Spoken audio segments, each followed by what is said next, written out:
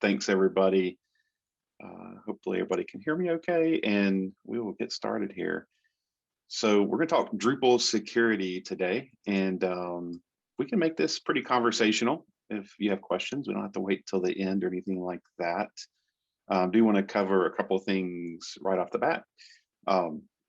We are not in person, we're virtual, and but we still want to follow our code of conduct. So this is a requirement, and just want to mention that. So there's some links and helpful info below if you have not checked it out yet. And in addition, we have some code of conduct contacts. So these are the folks to touch base with, Amy, June, and Mike Anello, just to touch base with. If you have questions about the code of conduct or anything, any issues, feel free to contact those folks. And I like to thank them for volunteering for that as well. So on today's agenda, we're going to talk a bit about what is security first. What does that mean? What's it all about? Focus in on security in the Drupal community, because security is a pretty big topic, and we could talk for hours. I could talk for hours on this, but I've got 45 minutes and want to kind of focus in on that. And we'll mention the OWASP top 10 web vulnerabilities and kind of how that applies to some of our security practice and development, and then dive into some Drupal best practices and solutions and Q&A. We've got a smaller group here, and let's just do that. Let's just do Q&A as it comes up. Feel free to raise a hand, jump in, and ask a question. We'll go from there, but we'll have plenty of time to do that. So my name is Mark Shropshire, and I'm a Senior Director of Development at MediaCurrent. And you can see under skills, security, which again is a big topic. I don't know everything about security. I know certain things about security, and it's probably more focused around Drupal security, because those are all huge topics. But I do enjoy playing some musical instruments and some of those that I like to play and stuff when I'm not doing coding and things like that. So we'll jump in from there and just mention a little bit about MediaCurrent. MediaCurrent is a digital agency, and we do a lot of Drupal work. We also do other types of development. Our main focus is around open source and how that fits into an enterprise organization. And our mission is all about really getting to the point of having the most talented team members that we can work with, and bringing really the best that we can out there for our clients. All right, so let's jump into security first, and what is that all about?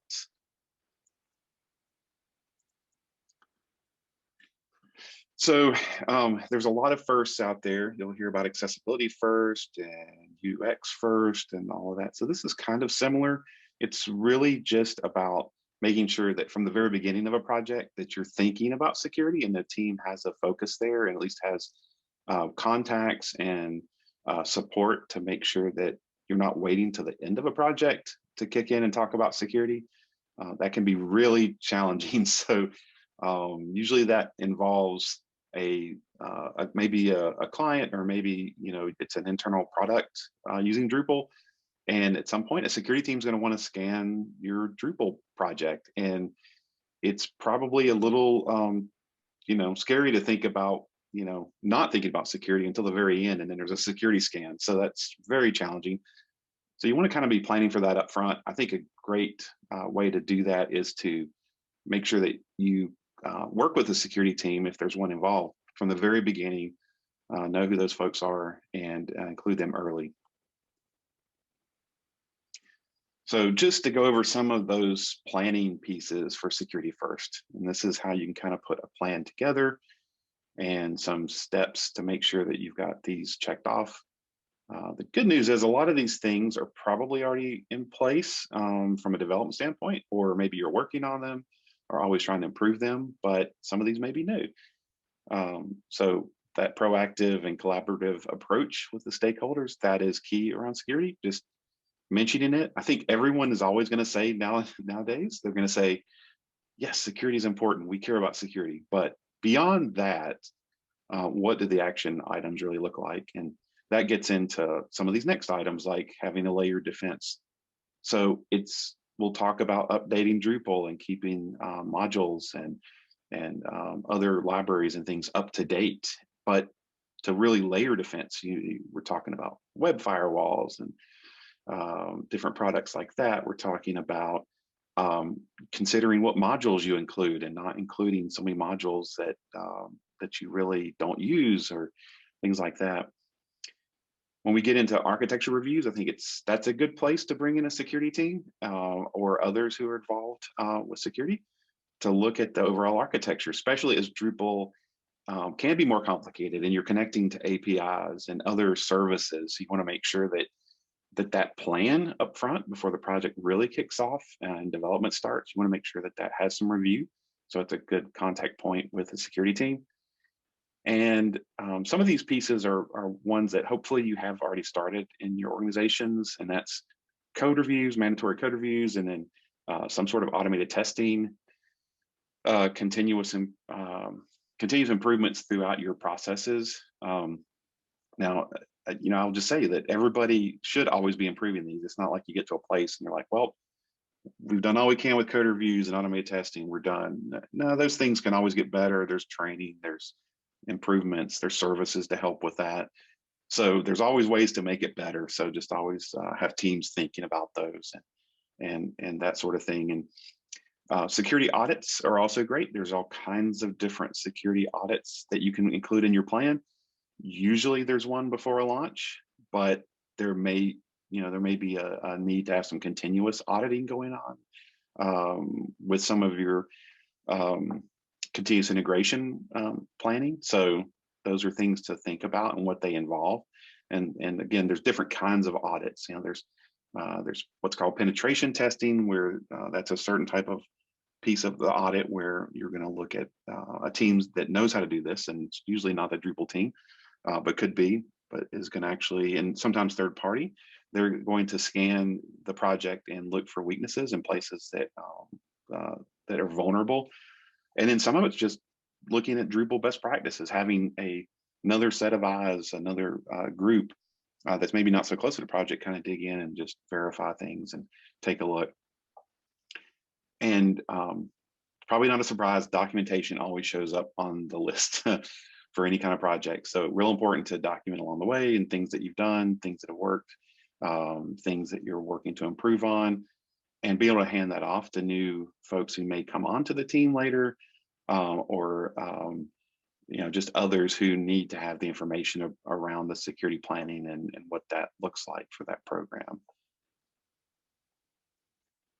So this is kind of another way to illustrate that we should have some type of software process and project delivery process that for us at Media Current and like a lot of folks on projects, you're going to start with some type of discovery, and that could mean a lot of different things, but you'll go from discovery into design and really do all that planning before you start writing code. And you've got QA and deployment, and then ongoing maintenance and support. But point being that security should be thought about throughout all of these. There's places to start talking about it and start considering it. It's real important. All right, so this is a part I really enjoy, and that's talking about security in the Drupal community, because I'm proud of our community when it comes to security, really proud, and so excited to talk about this. And one of the places that we should all be just really thrilled is that we have a great group of volunteers that make up the Drupal Security Team. And here's some of the things that they provide with a handy link that gives us, points us to more details. And I'll get the slide deck out a little bit later as well and post it. But that link has got all kinds of information about the Drupal Security Team. I just think it's a great sign that with Drupal, security is taken seriously. We actually have schedules for releases of security updates, as you may be aware, or maybe you're not, but we do have a real plan for security releases and how that works and who's involved, and probably a main point to talk about here is if you ever find a security issue or think there is one with Drupal or related modules and libraries, things like that, there is a process that you can find from that link, and that will take you through how to properly submit a ticket for that concern, and all the advisement that goes with it. But the main point here is we really don't want to disclose things out into the public until we have the team, the Drupal security team, vet that and comment on it, and they'll come back with different answers depending on what the issue is, and different advisement. But it's good to go through that team and follow their processes. So anybody that knows me in the community knows I'm not going to go too far without talking a little bit about Garter. This is a project that I help maintain with others, and this is a Drupal distribution, and it includes a lot of our recommended modules and settings to really take Drupal security, which is very secure out of the box already, but applies additional configurations that are requirements in many enterprises.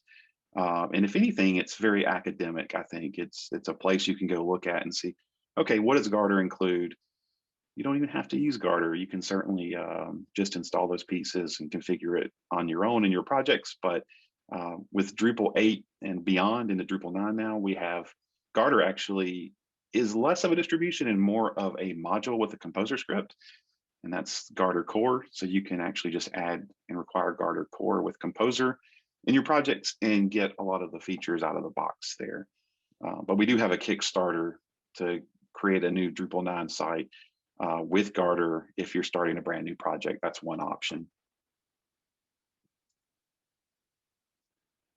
So let's talk a little bit about OWASP and the top 10 web vulnerabilities. This is something that's released probably every number of years. There's a new updated release, and OWASP is a group that has a lot of great documentation out there. There's a link to their top 10 that we've got listed here, and I love it because you can dive in, you can go to their site, you can dive in and then learn about each of these security risks. You can check them out and say, hey, I want to learn what does a security misconfiguration mean? What is the what's broken access control really mean? You can dive into it and actually see examples of those, and actually know what it looks like in the wild.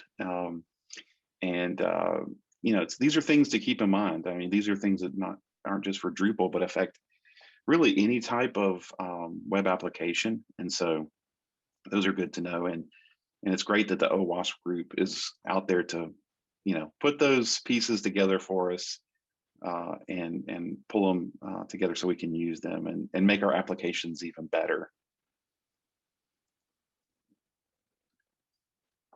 And we'll talk about some of those in a little bit with some real examples on a kind of a little demo Drupal 9 site that I've got set up, but we'll jump next into some best practices and some actual solutions and talk through some of those.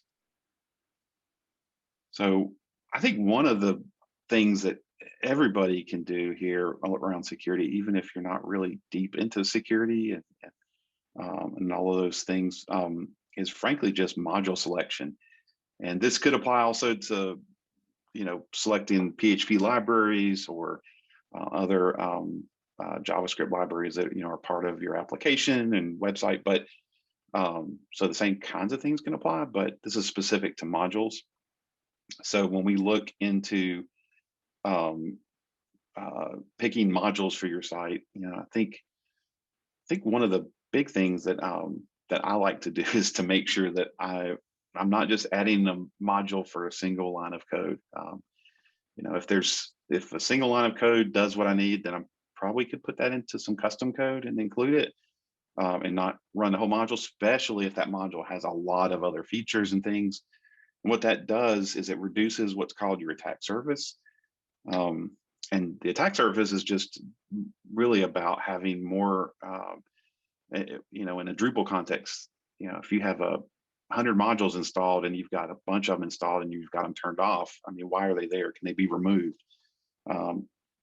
We have had situations in the Drupal community where even a disabled module exposed a vulnerability. So you can't always assume just because a module is turned off that it's okay. Probably needs to be removed.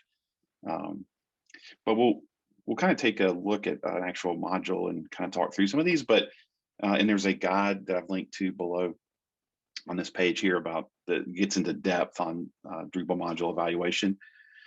But some of the things that I like to look at, module usage. Like, though a lot of people use the module, is it something that seems to be pretty popular? And that so you want to take all of these kind of total into consideration. Is there frequent issue queue maintenance? Does it look like the maintainers are active? Some modules are real stable and the maintainer doesn't have a lot to do, so that's fine. That doesn't mean it's bad if they haven't really worked on anything, but if there are issues, are people working on them? Is it set to be, is it one of the modules that's set for the Drupal security team to actually monitor? And there's a way to look at that. We'll see that in a second here. Are there, is there at least manual review, automated testing involved?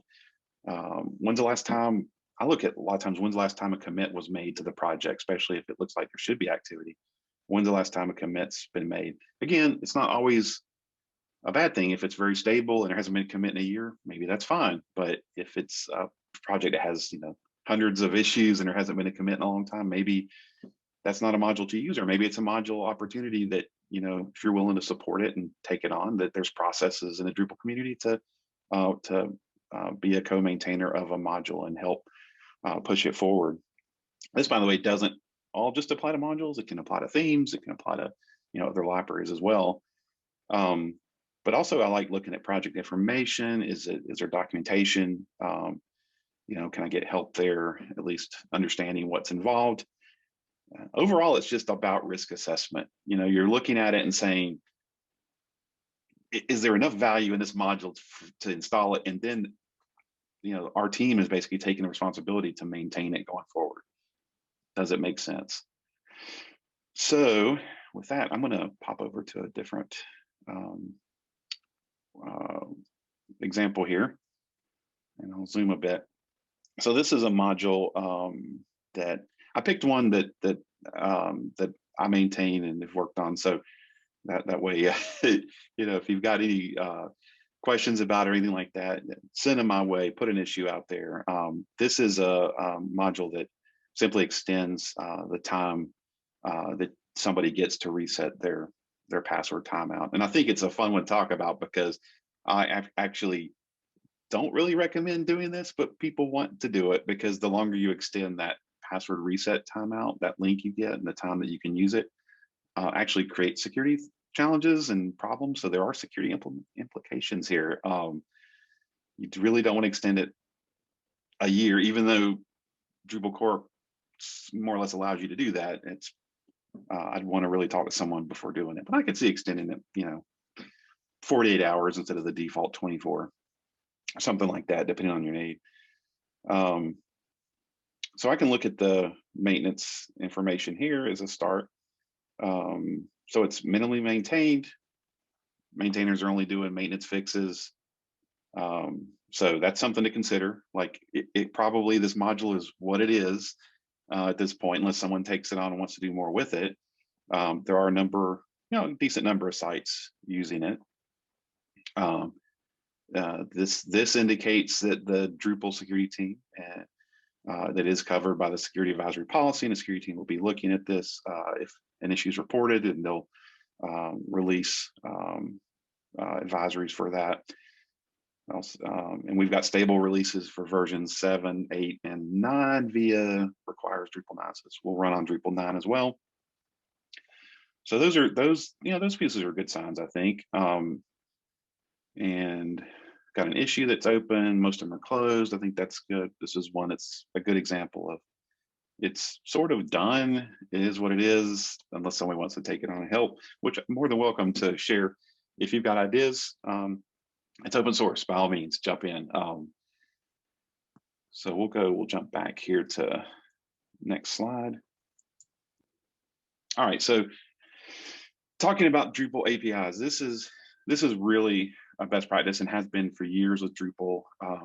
You know, really even along with module selection that we just talked about, and that is learning how to write secure code with Drupal APIs and those best practices. This is this link to, if you don't know about it, if you've been doing Drupal development, you should be aware of it. If not, check it out. This is all the documentation for Drupal APIs, and it goes into depth, but has lots of examples and things like that about how Drupal works. One of the big things here is to make sure to, you know, when you're working with Drupal, is if there is an API exposed, if there's an API that does the thing you're trying to do, is I recommend using the Drupal API first. I mean, there could be reasons not to, but go and try to use a Drupal API. Even if PHP can do something, you know, it's preferential to use the Drupal way to do it. And there's probably reasons that that exists from the community, so check that out. When you get into writing secure code with Drupal, these guides are really fantastic.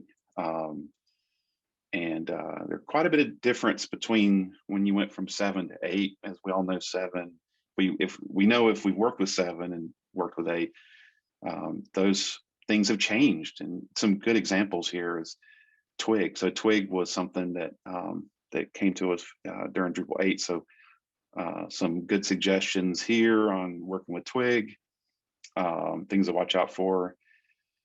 These are some of those API functions I was just talking about that you want to leverage. These are focused more on Drupal 8 and above. You know, escaping plain text, trying to prevent things like cross-site scripting issues and SQL injection through some of these. But this is a great place to start. And when you dive into some of these links, there's some examples, and you can find resources online in the Drupal community about how to avoid some of these problems. But in database type functionality, this is probably the first big example I can think of going back to where you really want to use Drupal's API. So you want to be able to follow the actual standards that the Drupal community sets, and these are some examples of, you know, making sure that we escape properly user input.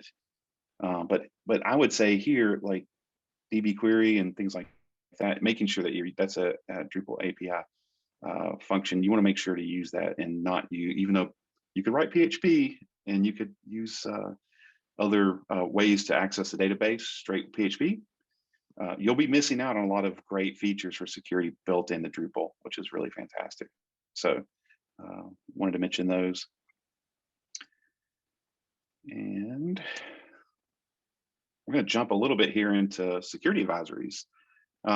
So monitoring those Drupal security advisories that I mentioned before, Drupal Security Team is responsible for posting those and getting those out there. There's a schedule, and all those details are really under the security link here. And but encourage you so just a little preview, we'll jump to that page, but just want to mention on that page, there's information about how to access announcements. You can sign up for the email list. You can get RSS feeds. A lot of times folks will even grab those RSS feeds, pull them into their Slack or other chat systems, which I think is really great. And there's a Twitter account for the Drupal Security Team. So really, almost any way that you want to stay in touch with whatever systems you use, there's ways to do it here. And I think that's pretty awesome. So if we jump into that page, the default route here, we go to Drupal core. So you're going to see the most recent Drupal core security advisories that come out. And there's a lot of details here. I would just encourage everyone who hasn't really spent time reading this, and maybe in the past you've just said, okay, there's an update, I'm just going to update it, which is fine, that's great if you go ahead and update things, but you do want to sometimes know what's going on a little bit and be able to assess it. So I would say it's worth reading through, like, what do you get here? Like, we get the title of what's going on with the release, and the date's important. The risk level here, and this is what I think is critical, looking at what do these things mean here. So, and if you click through, you get the full details also on these, but um, this rating of 18 out of 25, when you go to that link, it details exactly how that's calculated. It gives you some idea of why it's critical. For instance, is it already a 0-day? Is it known out there on the internet as a vulnerability that Drupal has? That might make you want to go ahead and update right away. It also may be that you're mitigated other ways, so you can look at those. And so we'll dive into one of those. I've got, here we go. So this is a module, and if you click on contributed projects under the security page, you get these, but there's a lot of information in here. I mean, it's pretty neat. Like, this is something that I always sort of jump to look, is something that talks about mitigation. This vulnerability is mitigated because it only occurs in the case of customized action access by means of hook action info alter. So immediately that tells me that, all right, there is a mitigation. There's a way that I could not have to jump and maybe update it right away, like this second, but I better make sure that I'm covered by this mitigation. This one could be challenging, and I'll tell you why, because your immediate response might be, well, I know in my code base, I haven't written any hook action info alters, so I'm fine, I'm good to go. What you may forget, though, is there might be modules from the contributor space that you've installed that do use that. This would be one that, rather than me worrying about searching for that and maybe a module having that hook implemented, I'd probably just update, make sure to do your testing, or follow your QA processes and things like that, but probably want to go ahead and update. Sometimes the vulnerability will say it's mitigated by the fact that you have to be an administrator on a Drupal site for it to be a problem. To me, those are, you should trust your administrators somewhat. Doesn't mean that it couldn't be a problem, but that's a factor that could weigh into decisions. So look at the mitigations. It'll also talk about in here, like the actual solution and which versions you should upgrade to, which versions have the problem. I think it's great that folks get credit for who worked on it. I think that's fantastic. These are community folks, and we really appreciate them as well. And many of them aren't necessarily, sometimes they are, sometimes they're not on the Drupal security team. It could just be community members who found an issue. But I think that's great. Did want to mention public service announcements. I'll go back to this tab here. These are kind of what you might expect what a PSA would be. This is just informational. For instance, we need to know when Drupal 7's end of life is, and then what does that mean? I mean, these are questions people want to know. And now that that's been extended due to the global health crisis, primarily, I think, so 2022, but it got pushed out a bit, but still coming. It's going to happen. So things to watch out for. So check that out. And then there's some good information on this on the sidebar here. Again, for how to stay in touch with all these releases. I do the email, and I have it in Slack just to make sure, but I like it coming. I like these because they feel important to me, coming to my inbox in email, even though I probably don't want a whole lot of other stuff coming to my email usually. So we will jump now to another piece that I think is interesting, and this is automated testing. You may think about automated testing as like, oh, this is all about development. This is all about making sure that there's not a bug that breaks. Yes, that's all true, 100%. But you can also look at your continuous integration as ways to improve your security and just alert you to issues maybe. So there's a link here to an open source project that has actually has our Bitbucket pipelines from Media Current set up. And a few of the things that we run in here is we actually run Drush PM Security, which is kind of nice because we've got it set up so that if we probably are already aware if there's a security issue in a project, we should be, but it's just nice to have that extra check and be able to recognize that. We also run the security review project, which also comes with Garter, and that provides additional context information about security for a Drupal site. And this one is, I think, pretty interesting. This is the OWASP group has a product you may have heard of called ZAP, which is a penetration testing kind of larger application that can do that for the professionals that do that. And that's not who I am. I'm not a security person that routinely does penetration testing. That's not what this is. This is ZAP Baseline. This is a passive scanner. What it does, it looks for common issues, not just for Drupal, but just security on the web, and will report those findings. And it does find stuff. I mean, changes have happened, and I've seen projects where this will alert us to things, and it helps us improve along the way. So there's some extra resources to kind of review and check out in the future. So let's dive into some demo things here. We've gone over the project page a little bit and security advisories already. We've talked about attack surface reduction through module selection and things like that. But we can definitely look at broken access control next. And I've got a Drupal site here. This is actually a Garter install. It's in this Drupal 9.1.4. Don't make admin your password. This is local. That's a security thing that we all probably know. But so let's look at let's look at broken access control. This is one of those OWASP top 10 pieces, and that is I'm just going to show you an example of what that could mean. It's possibly so broken access control certainly happen in custom code where you maybe are accessing the access control layer of Drupal, and due to a bug, it maybe elevates and allows someone to have access to something. That's a piece. But you also have things like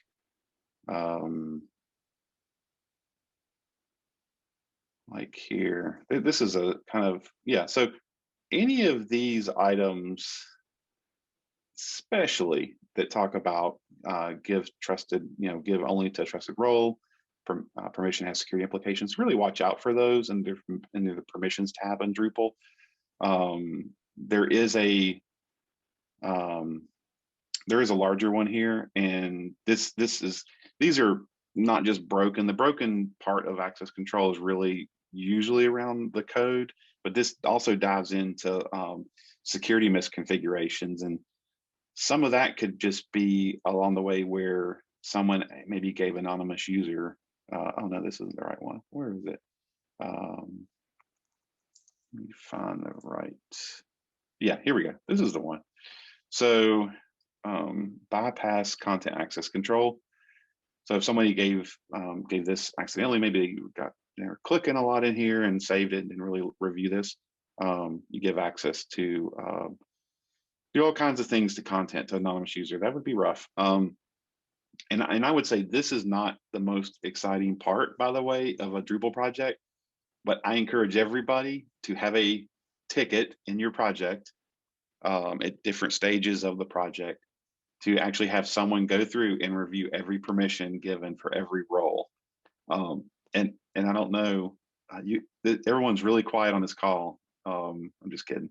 But that is one that is probably not exciting for everyone, but I bet you there's somebody on a team that's good with that. That would be like, yeah, let's dig in and look at this.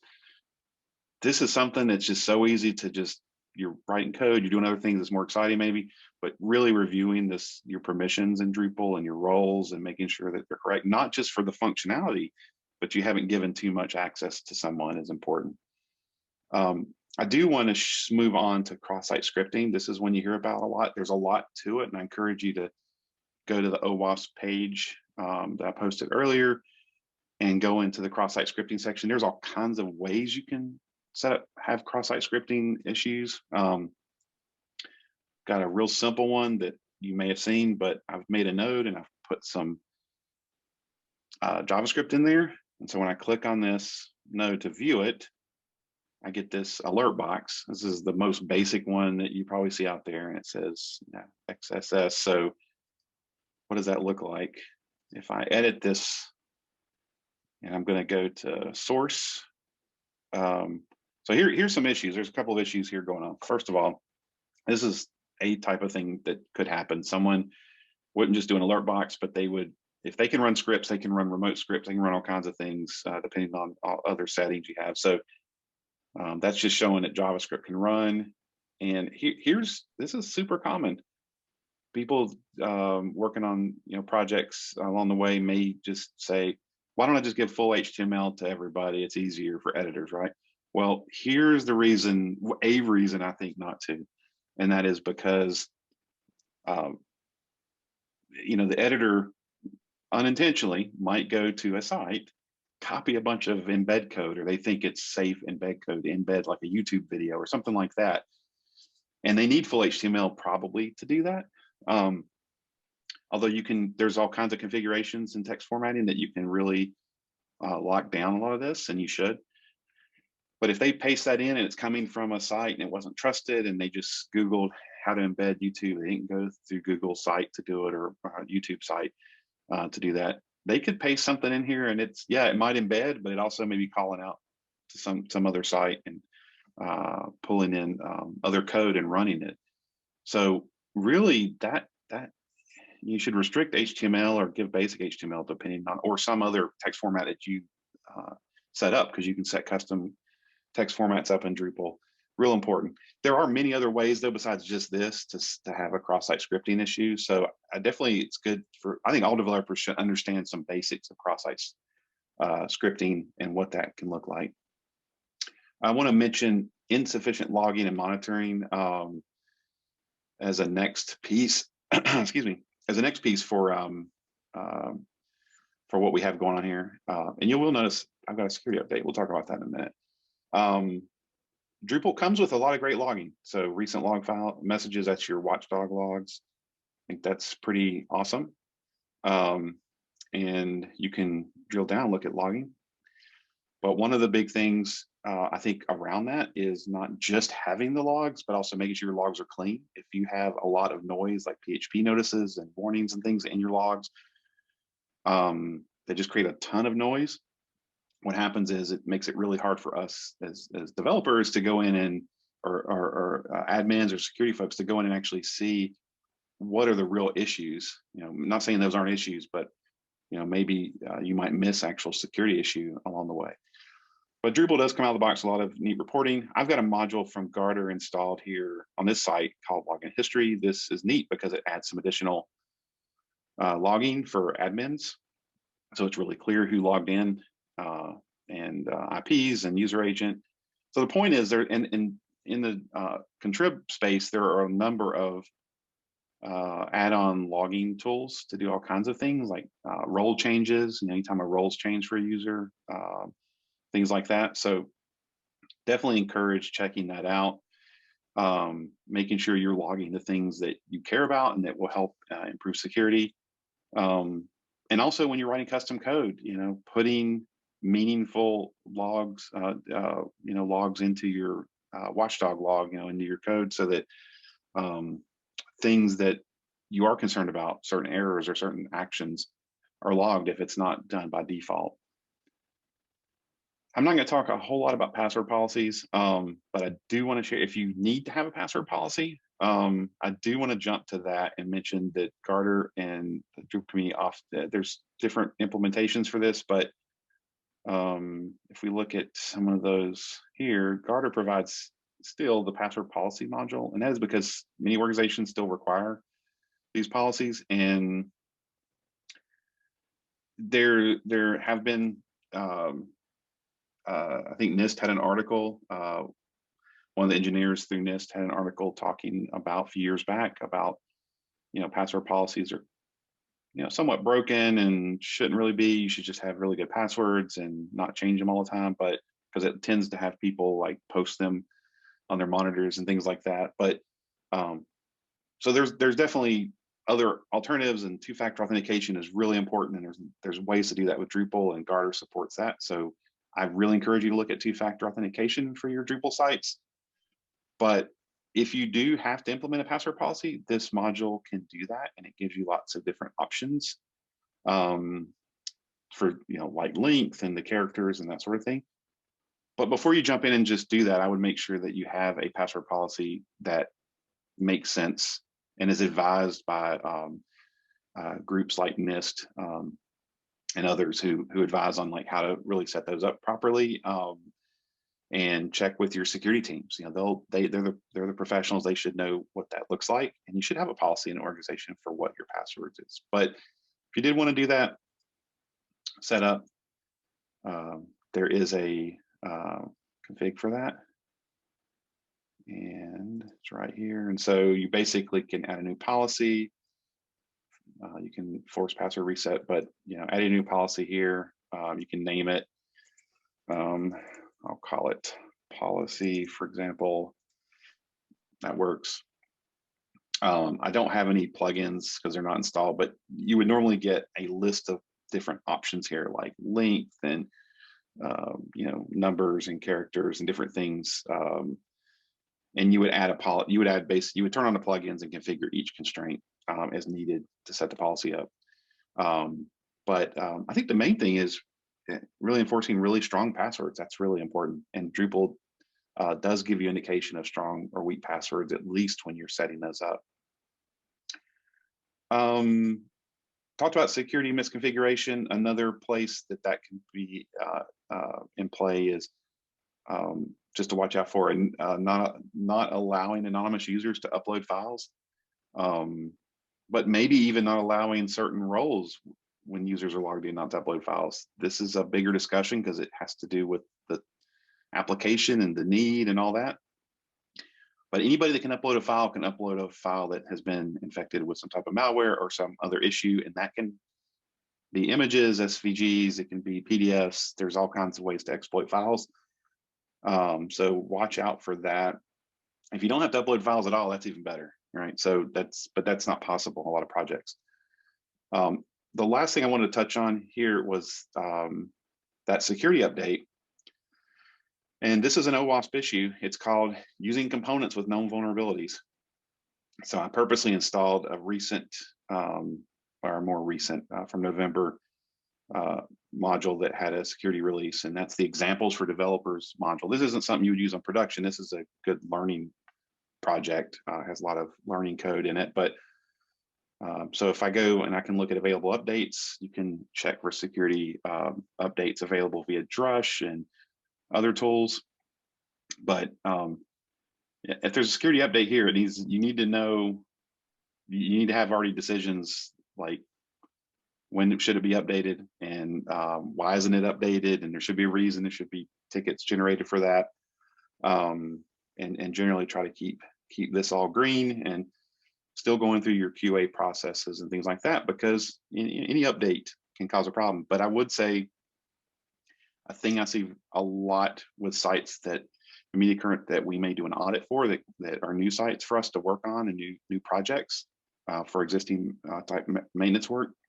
A common problem is somebody may have not updated like login history for a bunch of different versions. It's like very old. And the problem is when a security update comes out, there could be big changes in there somewhere, right? So that's a reason I think also to keep your modules up to date, not just because of security releases, but keep them up to date regularly, even when they're just regular stable releases. Real important stuff there. And I do have a CMO's guide to open source security. I don't know if there's any CMOs on the call. This is just good oversight stuff for people even beyond, that you don't have to be a CMO. Covers a lot of things we're talking about here. It even gets into WordPress security a bit. But there's also a security incident template in the book. It's free. You can check it out. Pass it on to others. This is a good one for folks who maybe aren't as technical, but want to know a little bit more about security for the organization. That's a good one to check out. And I'll just stop here. I think we're at 45 minutes, but if you got any questions, I'm happy to answer any questions. Yeah, you're at 45 minutes, but we do have a coffee break right now, so you can go a little bit over. Oh, thank you, coffee.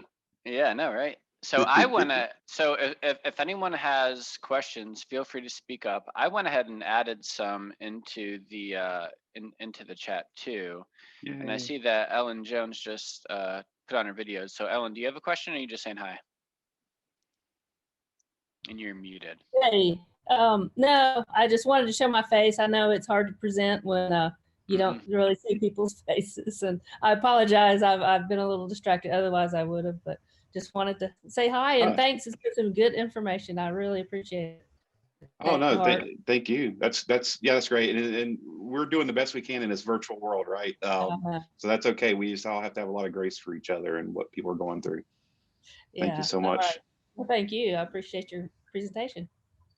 Yeah, definitely. And Herschel has a couple questions here. Do you use modules that are not covered by the Drupal Security Team? Yeah, that's a great one.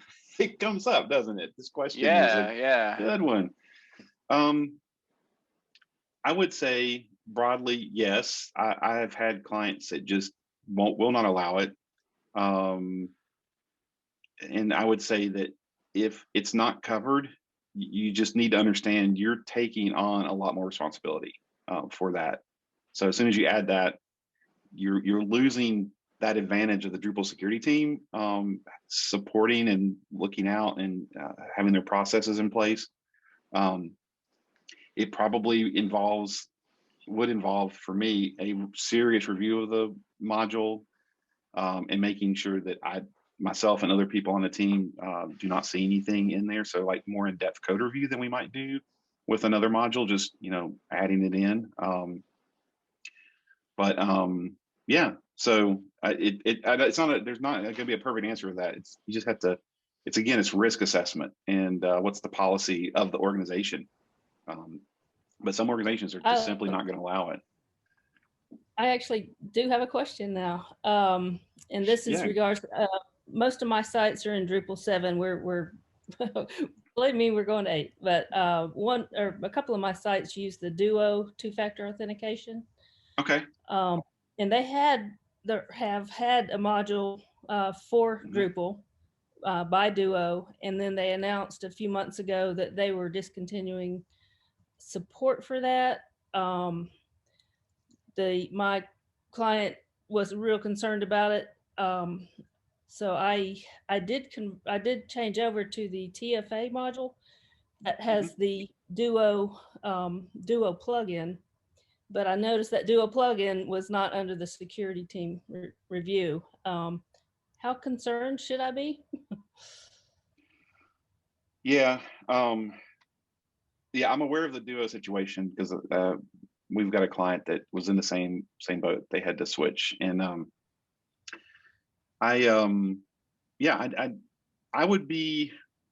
always a little more concerned if it's a security module that's not covered. But again, I think it probably is warranted to take some extra review of that and maybe even look at, do we need to stick with Duo?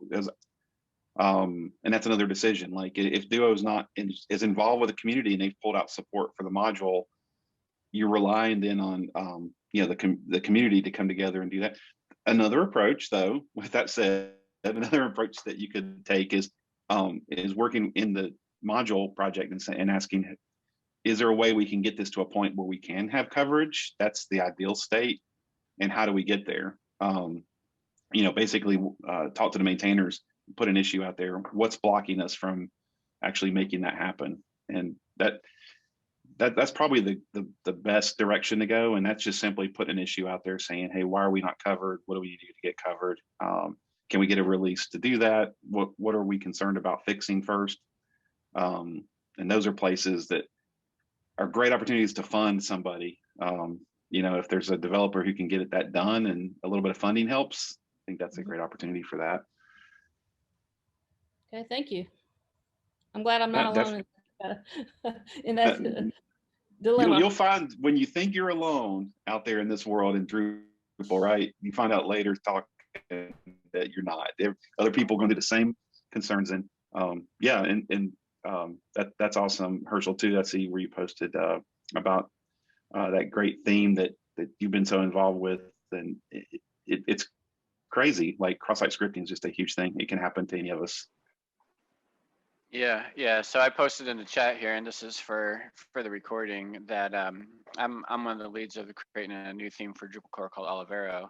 And so when it was still in contrib, I sure as heck just put in like a cross-site scripting thing, you know, and it was a weird thing where like if you go into a menu item and you type in, you know, where you type in like home services or something. Well, if you typed in script and started typing JavaScript, it would execute that JavaScript. And the reason it was do that because I was using the raw filter, like the pipe raw filter within the twig. And you know, talking to one of the core maintainers, he said, well, whenever you see that raw filter, you got to double, triple, quadruple check to make sure you are not introducing something, because Twig is very safe. It will escape and fix all the HTML by default. But if you use that raw filter, everything's thrown out and you got to double and triple check stuff. Oh, that's great to hear. And that is just as a reminder, there's ways to do the same kind of thing in JavaScript, like in React and stuff. Was it and like other, yeah, dangerously set inner HTML or something that's like that? it. At least it was, yeah. And I like that it says dangerously, because you can kind of it lets you know. Yeah. Yeah, I'd say most languages have some ways to kind of you know, dump all the pieces like that out, and you're right, you got to really check those things. What I like about dangerously set HTML is that it's in the name, but everybody uses it every time. And what else are you going to use? Well, there now you can use other things. Exactly. Yeah, that's a good point. Yeah, there's so much to this, and don't let anybody think that they know everything about security, because it's like a continuous learning thing, and these kind of conversations help with that because it raises that awareness. And you know, I'm not as much on the theming side of the world. I'm more of a backend developer, and so it's great to hear that these things are being looked at on the front end, and you know, that it's not necessarily great to hear it can happen, but it is life, right? Like as developers, things can happen, and so we're always working to improve.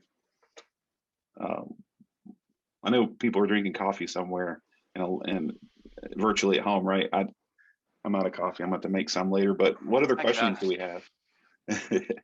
So I had another question in here, and if someone else pops up, like please keep on going.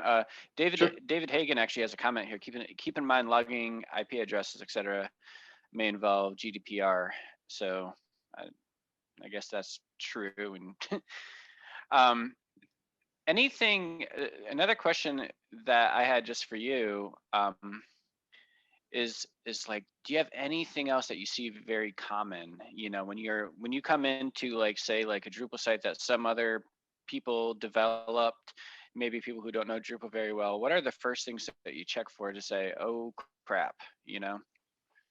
Yeah, I'm glad you asked it in the context of especially folks that aren't Drupal developers. They may know PHP, and one of the things is just not following coding standards. And there's a real reason that we have coding standards in Drupal, like, you know, how many spaces. I know there's a lot of jokes about tabs versus spaces and all that. And yes, ultimately, a community makes a decision. This is what we're going to do, but that affects readability of code, and that can lead, if someone has I saw a site, this was years ago, so it's history and all that, but it definitely wasn't Drupal Drupal developers were not involved in this, but there were just these big spaces and gaps in the code where nothing was there, and all of a sudden there would be some code, and then others would be tabbed over.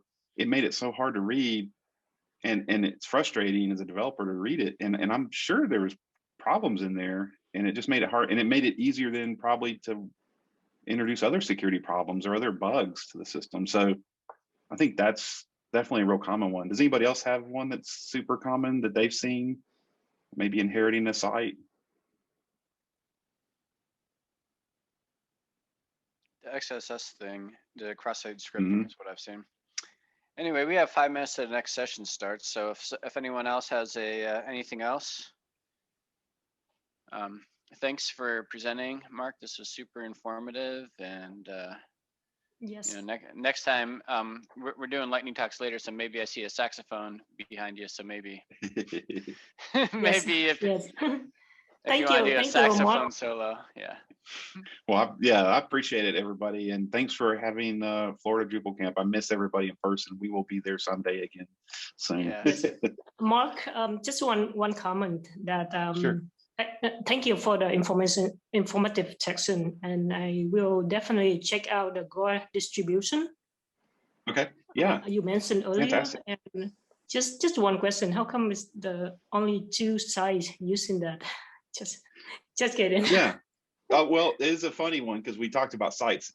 So the way Drupal counts that, most of the installs are actually counted against Garter Core, which is another project on Drupal. So you'll see more sites on the Garter Core piece being used. Oh. And it's just a byproduct of the way the Drupal project counts the usage. But that's a good one. That always kind of catches me as well. Hit me up with questions if anybody has them in Drupal Slack around the Florida community. Happy to help. But thanks again, everybody. Okay, thank you. Thank you, Mark. Thanks a bunch. Right. I appreciate it. Thanks.